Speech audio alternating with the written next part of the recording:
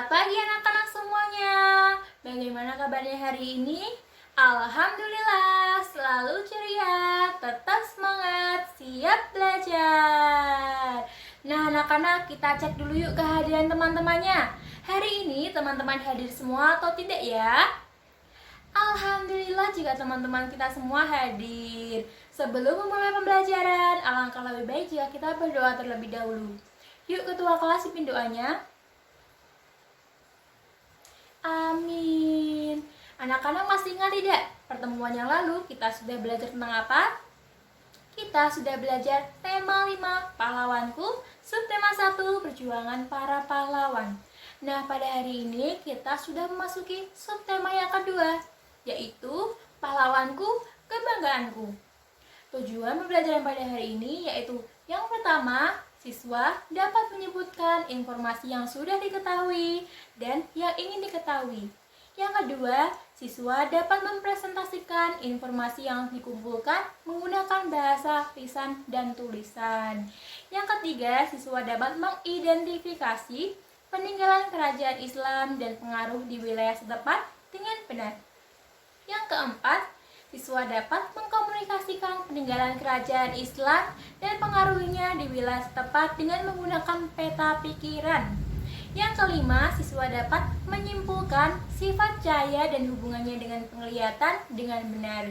Dan yang keenam, siswa dapat menulis laporan tentang sifat cahaya dan hubungan dengan penglihatan dengan terperinci dan benar.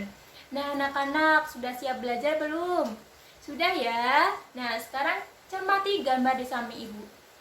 Adakah yang tahu siapa nama pahlawan tersebut? Pahlawan nasional tersebut bernama Sultan Hasanuddin.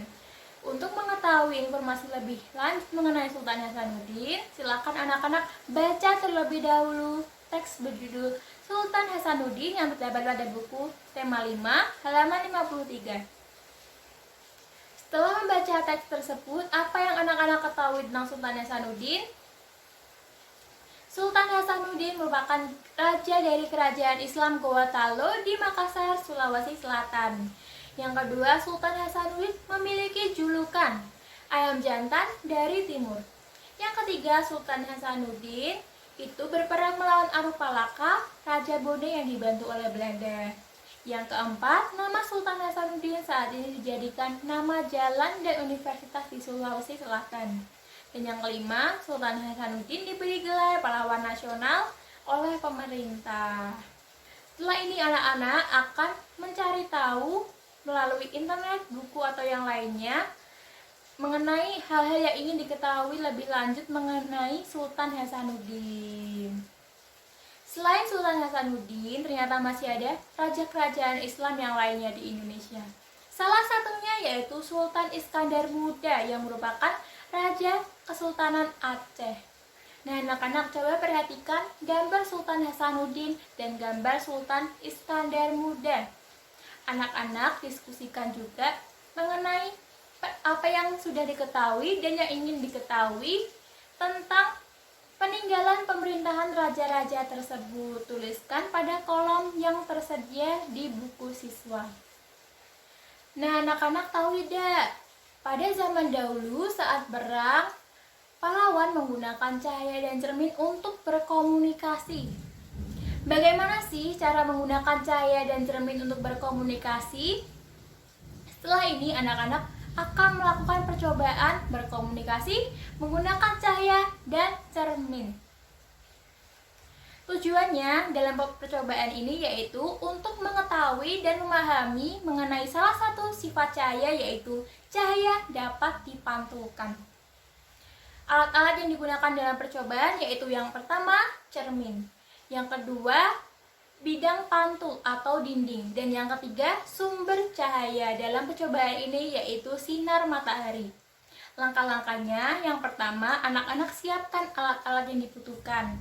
Yang kedua, anak-anak berdiskusi dengan kelompok mengenai kode yang disepakati untuk berkomunikasi beserta artinya. Yang ketiga, anak-anak akan berpencar ke tempat yang berbeda. Yang keempat, siswa nanti akan berdiri di bawah sinar matahari. Yang kelima, pantulkan cahaya matahari ke tempat yang disepakati. Nah, apa yang dapat disimpulkan dari percobaan tersebut? Dari percobaan tersebut, kita dapat menyimpulkan bahwa cahaya dapat digunakan untuk berkomunikasi dengan memanfaatkan sifat cahaya, yaitu cahaya dapat dipantulkan. Apa itu pemantulan? Pemantulan adalah proses terpancarnya kembali cahaya dari permukaan benda yang terkena cahaya. Pemantulan cahaya terdapat dua jenis. Yang pertama, pemantulan teratur, dan yang kedua, pemantulan baur atau difus. Dalam percobaan tersebut, pemantulan yang terjadi yaitu pemantulan teratur. Pemantulan teratur adalah pemantulan yang berkas cahaya pantulnya sejajar. Dalam percobaan tersebut, benda yang dapat memantulkan cahaya yaitu cermin. Cermin dapat memantulkan cahaya secara teratur karena cermin memiliki permukaan benda yang rata dan mengkilap. Cermin merupakan benda yang dapat memantulkan cahaya dengan sempurna. Nah, itu dia pembelajaran kita pada hari ini. Anak-anak tadi sudah belajar tentang apa saja?